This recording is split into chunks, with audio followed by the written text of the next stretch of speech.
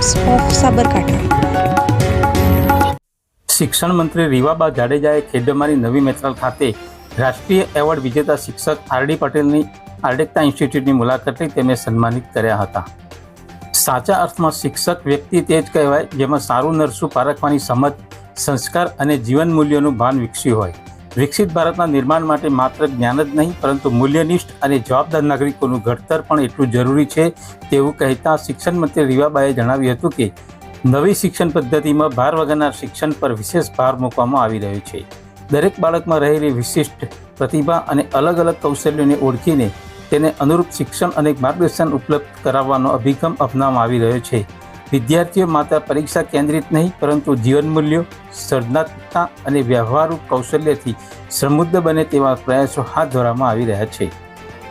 આ પ્રસંગે રાષ્ટ્રીય એવોર્ડ વિજેતા શિક્ષક આર.ડી. પટેલ દ્વારા શિક્ષણ ક્ષેત્રે કરવામાં આવેલા નવતર પ્રયોગો અને સમાજ પ્રત્યેના યોગદાનને બિરદાવતા જણાવ્યું હતું કે આવા શિક્ષકો અને સંસ્થાઓ નવી પેઢીને સર્વાંગી વિકાસ માટે પ્રેરણારૂપ બની રહ્યા છે. આ પ્રસંગે રાજ્યસભા સાંસદ રમીલાબેન બારા, જિલ્લા ભાજપ પ્રમુખ કનુભાઈ પટેલ, પૂર્વ ધારાસભ્ય અશ્વિન કોટવાલ, જિલ્લા શિક્ષણ અધિકારી મિતાબેન ગઢવી, જિલ્લા પ્રાથમિક શિક્ષણ અધિકારી કેયુર ઉપાધ્યાય સહિત શિક્ષકો અને વિદ્યાર્થીઓ મોટી સંખ્યામાં ઉપસ્થિત રહ્યા હતા. સૌપ્રથમ તો ડૉક્ટર શ્યામા પ્રસાદ મુખર્જીજીના ચરણોમાં હું પ્રાર્થના સાથે એમને શ્રદ્ધાંજલિ પાઠવું છું.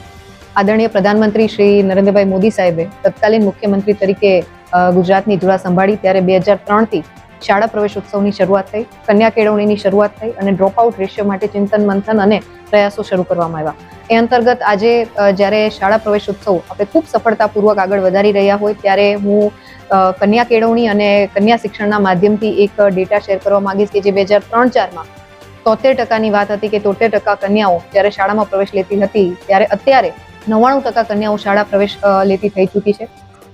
Bureau report, times of Sabarkantha.